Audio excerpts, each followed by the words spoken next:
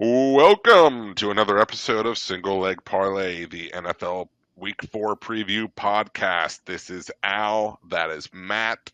We are celebrating my birthday. We're going to Oh hit yeah, you happy with, birthday. thank you, bud. We're going to hit you with some of the top games this week, discuss those for a few minutes. Then we'll give you our best bets and go over some of the teaser legs that we like this week. But first, let's chug a beer. Let's do it. Cheers. Ooh. Actually, you're on the brown tonight, huh? I am. I'm out of beer, so I'm just drinking whiskey in a giant cup. So good luck, Yeah, family. so you're doing sippies instead of chuggies. I am doing sippies for Yeah. sure. I'm on that Four Roses. Four Roses. It's a good whiskey. It is. I like it. I like it. It's tasty. All right, let's get into the Week 4 matchups. So if you haven't already listened to our Week 3 recap, I highly recommend it. If not for the game coverage that we went over and our awards that we gave out for the tangent we went on regarding what's his face, Mark Wahlberg, most watchable movies. But we're going to go over the top matchups here. So we've got a bunch of good matchups this week. I'm going to give out some honorable mentions here, games that we don't really need to dive into too much, but that are probably going to be worth flipping on the screen if you have the TV open. I think the Eagles and Bucks could be a pretty good one. I think that's a really interesting one, especially with. I imagine the storm will have passed by then, but I don't know if that's a it's good point. bad as we expect. There may be a rallying cry in Tampa. You may get a little extra juice in that stadium. Oh, I'm glad I'm on that side. That's a good But point. Tampa looking bad against Denver was like shocking. That was the most shocking result of the I weekend. mean, that's just how it is in the NFL. You know, you think you have a read on a team and then they lay an egg. You think you have a read on a team and then they go out and they hang 34 points on the Raiders with Andy Dalton. You know, like everything can change in a week. Another one that I think is a pretty good matchup. This is one that I think most people will enjoy. The networks will enjoy, but doesn't really give me the tingles. It's the Chiefs and Chargers. You know, AFC West matchup. It's the Chiefs. I'm over the Chiefs. I don't need to see the Chiefs every week. But I think it's a pretty important game for the division. Yeah. I'm curious to see how Harbaugh in his coaching debut against a talent like Pat Mahomes, how he handles that. Yep. How he game plans. Is Herbert playing? Yeah, so that's obviously something to watch, right? I think was it a concussion that put him out or something else? I don't even know what his injury was. I think it's like a TBD thing at the moment.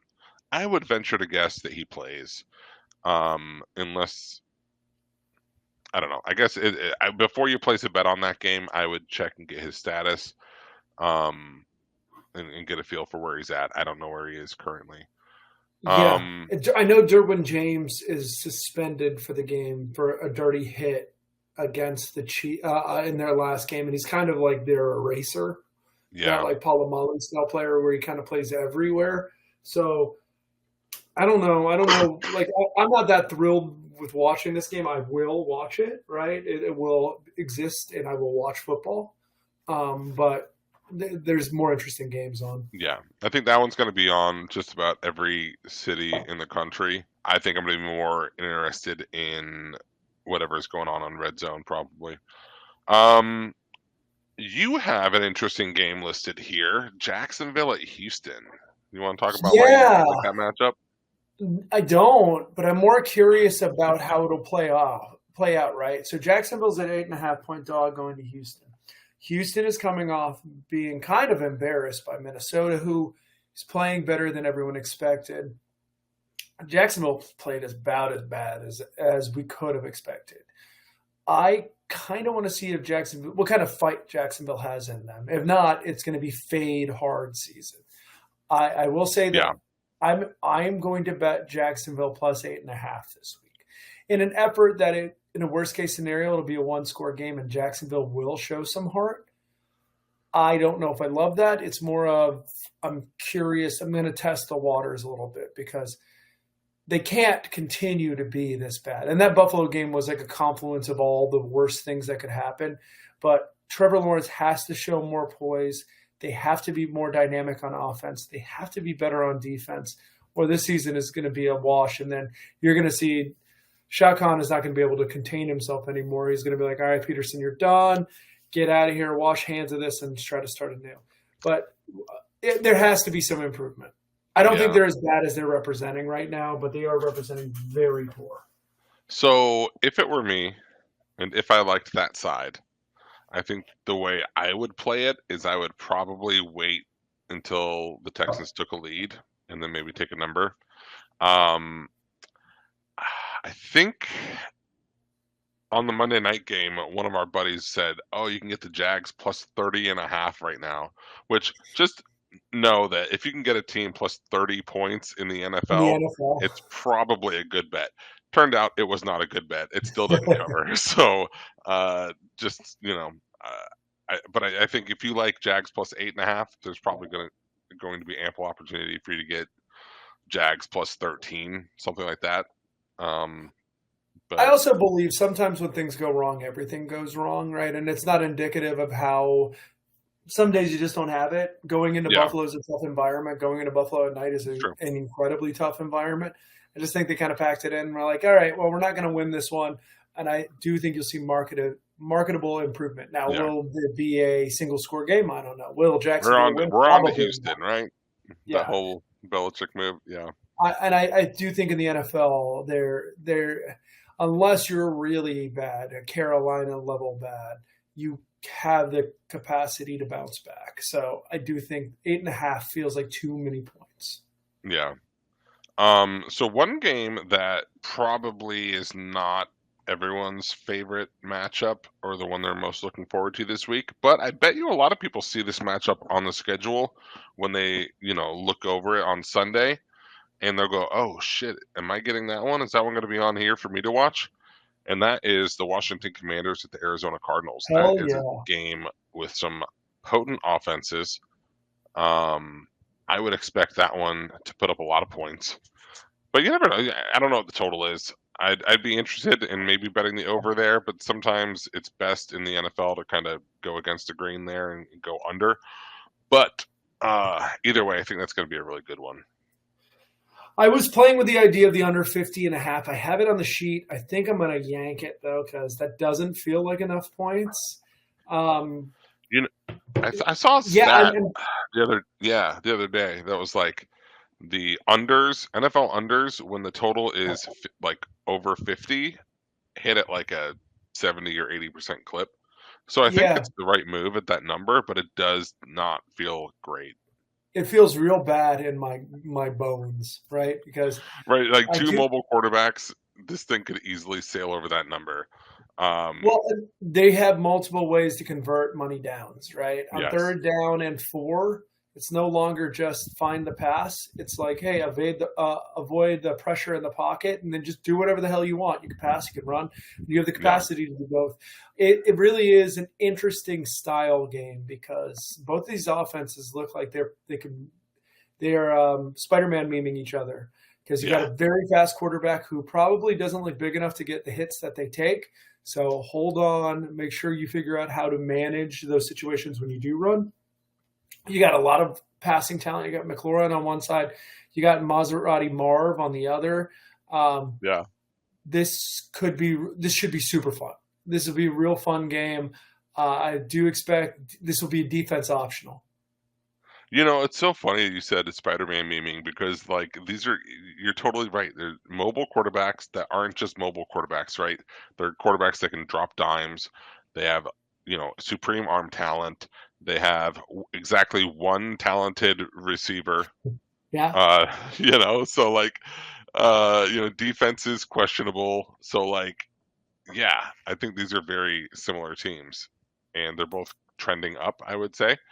So I'm excited to see how that one plays out.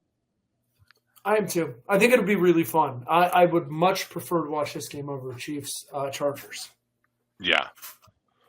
Um, do you have any other games you like this week? Yeah, I do. I kind of like all the primetime games. It's a pretty good primetime slate. Let me bring them up real quick. I know I wanted to talk about Lions Seahawks. I don't have a good read on this Lions team so far. I kind of have a good read on the Seahawks team. I think they're just good. I think they have a really good defense. I think that Gino is a efficient enough game manager. Zach Charbonnet. I don't know who the running back will be this week if Kenneth Walker will be back. Zach Charbonnet is a fine example of a running back that can fill in and carry the load if needed. You got DK, you got Tyler. The offense talent is good. I think Seattle's legitimately a good team. I think Detroit's a good team, but I'm confused because I know that they can sack the quarterback, and I know they have offensive talent, but Jared Goff has left a little something to be desired, and this would be a Yeah. great show up and show out game. You don't need to score a ton of points in this game. I think this will probably He's looked be a little sus. I think he's thrown a pick in every game and, made questionable decisions. He probably easily could have 5 interceptions at this point. Um, so yeah, I think you make a very good point there. I think also the Lions are dealing with some injuries that came up against the Cardinals. So they've got a defensive end going to IR. They've got a safety in concussion protocol in Brian Branch, who's like their Swiss Army knife. They have Sam Laporta with an ankle sprain, who I would venture to guess will play, but you don't know where his um, mobility and how many snaps he's going to be getting there. And then you've got their center, Frank Ragnow, with a partially torn pec, and he's talking about trying to play through it. They might rest him. And if he's out, I think that running game is much less potent than it would yes, otherwise be. nullified. So it's not a great week to be betting on the Lions, but I do also think this is like a circled on the calendar game, this matchup with the Seahawks. The Seahawks have, I think, twice gotten the Lions goat in the past couple years. Scheduling quirk, they seem to be playing each other every year. Kind of happens, when you It's finish the weird. same level, same position in your division, you get matched up with teams in other divisions that finish at that record. So yeah, I think the Lions are going to really want to win this one, but the injuries being what they are, I'm not sure if they'll have it in the tank. So yeah, I don't really know how to read that one. I'm hoping for a Lions Well, win. of course you are. I think it is going to be a fun game. It feels like a real enjoyable Sunday night football game. Monday night football game. Yeah. I know there's a double Monday this week. Unless you're a Dolphins or Texans fan, there's no reason to watch that game over this. I Um, said last week when they did the Monday night the doubleheader, or not even a doubleheader, the simultaneous games, that they should just have like a red zone going for it. But they actually did a pretty good job of like, double boxing in the other game and showing you updates to it, which I think made it for a better watching experience. It just happened to be that the one game was a total blowout, so yeah. it wasn't that great. But I think the idea there isn't terrible. Mm. I It like my also, games on Sunday. yeah, it's also kind of insurance, right? If there is a game that's a blowout, you at least have another one to flip to that's not, Yeah, most it's likely. interesting that they scheduled it before the season, and they kind of Yeah, who would have guessed Washington Cincinnati would have been a better game yeah, preseason. right. So, I think one other matchup we should touch on is Buffalo at Baltimore. Yeah, Um, buddy. Yeah, Bills are looking good as they're 3-0, right? And the Ravens just got their first win against Dallas, so they're 1-2. So this is again, it's one of these things when you've got an NFL team that's pretty high on the pedestal, it's time for them to get knocked down.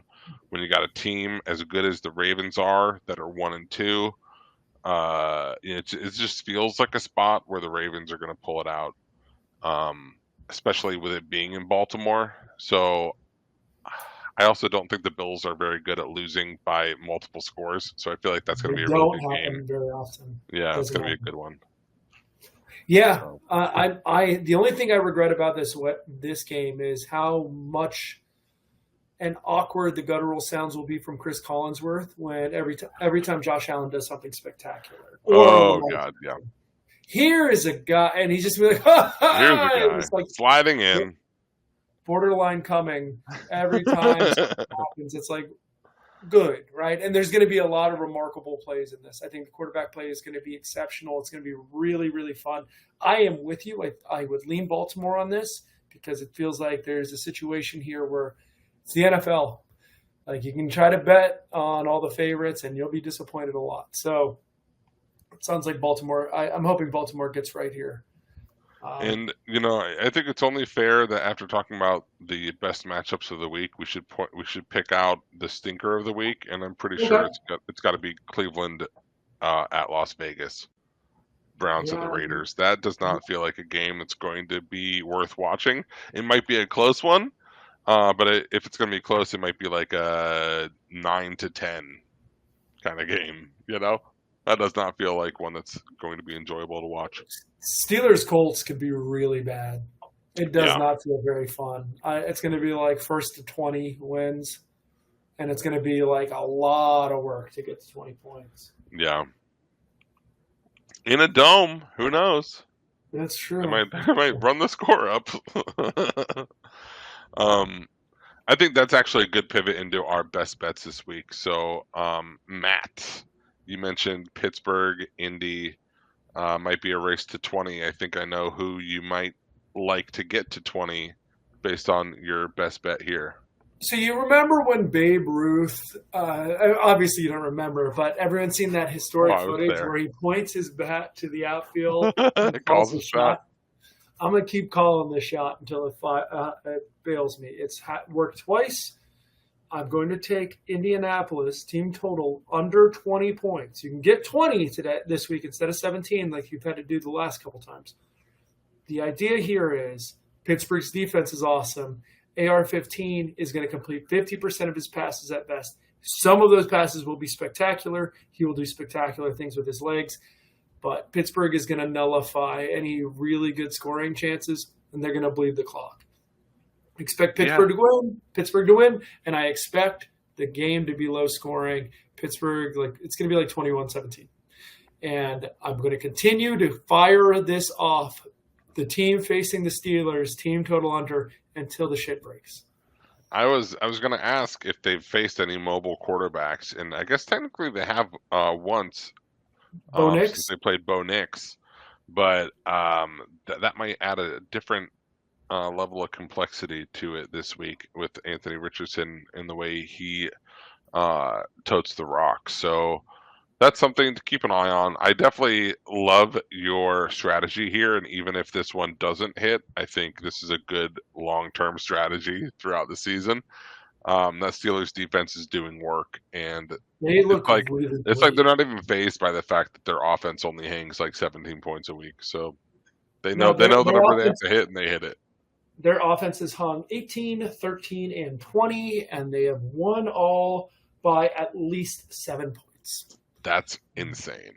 Yeah, That's insane. they're friggin' good. This bet is covering easily, not even like a sweat. It's been great. Like I said, next week, I'm hoping to get through this week. Next week, they play Dallas. That can be a tricky one, but if it wins, I'm going to continue to fire until the brakes fall off of this son of a bitch. So Andy obviously is not here on the pod, but he put in a best bet. I actually like this one too. He's on Chargers plus 8.5. They're playing the Chiefs in the 4:00 window. That's a home game for the Chargers. You got Jim Harbaugh going up against Pat Mahomes and Andy Reid, seeing if he can out-scheme him. Getting more than a touchdown at home, that feels like a smart move. And this Chiefs team, despite being 3-0, has not really won convincingly. They've not looked great.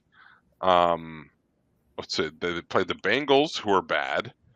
Who else did they play? I'm trying to look it up real quick. They played the Ravens week 1. They had a great game. Yeah, where he had a toe. Yeah, they won that one by half a toe. right? If the guy wears a size 12 instead of a size 13 shoe, that's a touchdown, and they're Yep. going for 2. And then they beat the Bengals by a point, and they beat the Falcons despite the Falcons driving to win and botching that one. This team could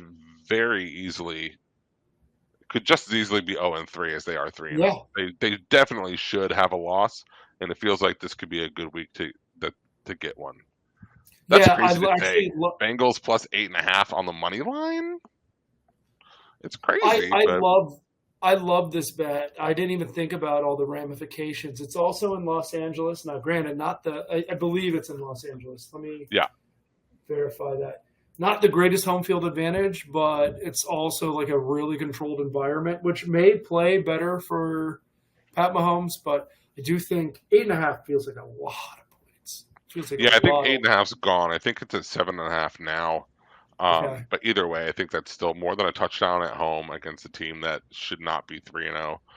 I, I Feels good. agree. Actually, that feels like a system play for me. So, and just for the record, looks like the Chargers are around plus 290 on the money line. If you're feeling saucy, that is saucy as hell. Well, I think that there's always room to make money on the money line bets on dogs in the NFL, because I think it's something like 80% of dogs that cover win outright. Mm-hmm. So, if you like a dog to cover, you might as well put a little bit on them to win, when you can get 3-1 on it. So,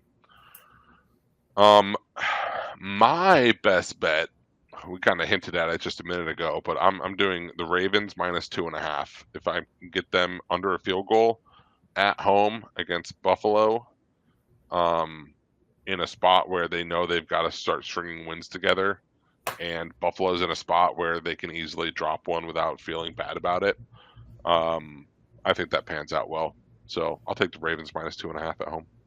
Hell yeah. I like that. Yeah. Okay. Let's talk about some teaser legs, yeah? Yeah, let's do it. So we've been tracking Wong teasers.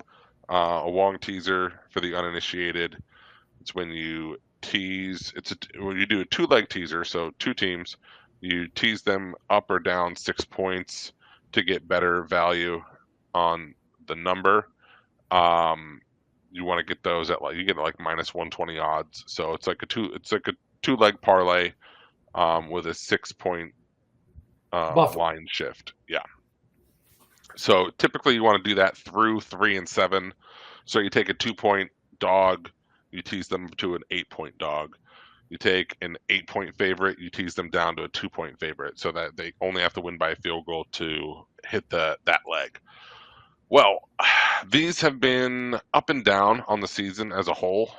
What we like to do is we like to bet every combination of them. This week, though, there are like 8 different options. It's like every game is either under a field goal or over a touchdown on the spread. So I'm going to run off some of these ones, just so we can list them out, and then maybe we can pick one that we really like and one that we don't like. How about that?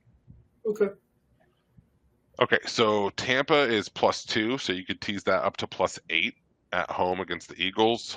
The Chiefs minus 7.5. They're on the road against the Chargers, as we just mentioned. The Jets are also minus 7.5.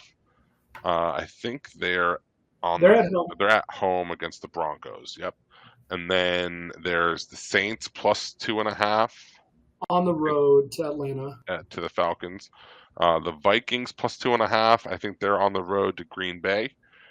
And then the Colts +1.5 at home against the Steelers. So you'd tease that up to +7.5. The Browns +2. I think they're on the road against the Raiders. Vegas. Yep, in Vegas. And then the Bills +2.5 in Baltimore. Yeah, so first impression, I like the Buffalo leg to keep it within 8.5. I like the Cleveland leg too. I hate that I like it, but yeah, right. Like, what makes you think the Raiders are going to win by more than a touchdown? Right. That's what I'm saying. Like, it's going to be a close. That feels like it's going to be a close game, regardless of how bad Cleveland plays. Jets could be an interesting one, especially with the Broncos kind of winning unexpectedly as commandingly as they did against the Bucks. I would expect a regression. Um, Bucks seem scary. That one feels sketchy to me, but yeah, like they could win that game or they could lose by more than a touchdown. So like, it's like even on a teaser, it doesn't feel great. I would probably do Buffalo and Cleveland and like the Buffalo play and hate the Cleveland play, but hold on. Yeah, I think Buffalo makes a lot of sense. I think I feel comfortable with the Jets winning by 2 at home. So that feels really good. Um, I think also the Vikings plus 2.5 in Green Bay. I think it's tough to see the Vikings losing that one by more than a touchdown. So I think those are probably the two that I really like. I'll probably bet that one tonight. And then as far as legs that I don't like that are shaky, like I said, I'm kind of talking myself into Chargers money line, but it does feel like the Chiefs should win that. So I don't feel great about that one, but I don't hate it. You mentioned the Bucks. I think the Colts could be a tricky one too. No, I think you're right. I think Cleveland is probably. I don't know, man. I don't know. Yeah, Putting your faith in Cleveland seems dangerous. You yeah. I think can't maybe get I agree, Houston. Tampa. I know this is not the normal way to do it. You could just basically also take Houston to win. I know you got a lot of Jacksonville friends there. The Texans are now at laying 6.5. I got it at 8.5 before. So if you like Houston in this spot, just to win the game, you can tease it down. I know it's anti-Wong. Yeah, there actually are a couple other legs that are close to Wong's here too. So like, yeah. If you like Houston just to win, you could probably tease that one as well. Yeah, I don't think that's a bad idea. I feel really good about that. Yeah, so you do I know you're not supposed to do like 3 or plus legs on a teaser, but it does feel like Texans money line, like Vikings money line, Chargers money line, Jets. Ooh. Are we going round robin? Yeah, like I'm trying to okay, yeah, let's do that. Let's pick out 3 round robin legs we like. Just since we got a little time, why not? Let's do. I mean, it's hard for me not to say Buffalo. It's hard for me not to say Tennessee as well. Not a ton of juice in either one of in the Tennessee one, especially. You think the Seahawks have any fight in them? I feel like Detroit will win that game. Yeah, but I mean, it's not a bad play. I think I'm talking myself into the Chargers, but I guess obviously that's contingent on Herbert playing, right? Yeah. I'm not going to put it all on Easton Stick or even Taylor Heineke is not terrible. Do you think Saints? the Bears should? You think the Bears should be a 3-point favorite against the Rams? I know the Rams are injured right now. I get it. I know. Yeah, I'm actually on the Bears, but it feels so awful. So I could see the Rams being a good play there.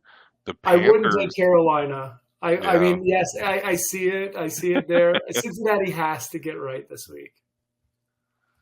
Yeah, I think Vikings, Commanders. Commanders are fun. I can see that. Maybe Browns, and then Bills. Those would be Browns, like Browns I don't feel great about the Bills, like since I'm on the Ravens, but those are probably like the money line dogs that I think are worth a gander. I'd look at Tennessee too. I don't know if the Dolphins start Tim Boyle or Tim Doyle. Yeah. You can't throw enough money at that. I think that's like a 1-point line. So I guess technically they're a dog, but so yeah, I think that's a good one if you need one to fill out a round robin, which you want usually if you're not familiar with round robin. Usually you want at least 4 legs. I typically like 5 because that way you hit 3 of the 5. You're in the green, in the black. On a 4 leg, you need to hit 3 of the 4 For anyone who's make new money. to this, put $1 on it. It'll cost you $25, and it'll be a really fun way to make some serious cash on $25. You get And 4 out of 5. They win. Like, They do. you very rarely do not get at least 2 of those teams to win, which you're still losing money, but you're only losing like half your wager. But yeah, you hit 3, you're in the black. 4, that's a nice bet, and then you occasionally hit all 5, and you're like, hell yeah. Yeah, no, they when they hit, it's super exciting. There's nothing more exciting than rooting for a team to win outright who has no business winning. Yeah, it's like the most fun bet, you know? It's not like you're like parlaying unders and you're sitting there being like, no fun, please. I don't want to watch any touchdowns. Like, nobody wants to gamble that way, right?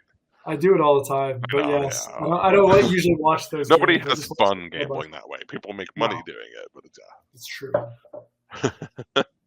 All right, I think that's it. I think we did it. Yep, no more. We're done. Thanks for listening. Go to singlelegparlay.com. Subscribe to our Substack. We'll get all our picks sent to your inbox. It's the easiest way to make a bunch of money. Like we mentioned before, we're hitting at over a 70% clip on the season. That's, I think, through like 80 picks, 70 picks, we're hitting at 72%. So it's unreal. We're like killing it. We're 80 picks exactly, 72.5%. Yeah, if you're listening to this podcast, rate, review, subscribe, unsubscribe, resubscribe, unreview, re-review. Do all the Let's things. give them the Thursday night pick because it's late. I think Al and I are both on. We normally like to bet the unders in this game. I don't love the 45.5, to be fair. But I do like Dallas to win and cover the 5.5. 5.5 is out there. And now Al got it at 6, but you can get it at 5.5 at Bovada and numerous other places. So yeah, I think we're both on that. So we are both laying Dallas. If we don't get the picks to you, if you're listening to this and you're getting ready for Thursday night, I know we're recording a little late this week. Dallas, lay them. Yeah, why not? Especially if it's under 6.5. Yeah, that's another one. You could do Cowboys money line. I mean, that's kind of backwards, but I wouldn't put that in a round robin. But maybe if you're putting like a favorites money line parlay together, 2 or 3 legger to get close to even odds. Cowboys money line feels like a safe one. It does. Yeah. All right, that's it. Thanks everybody. Cheers.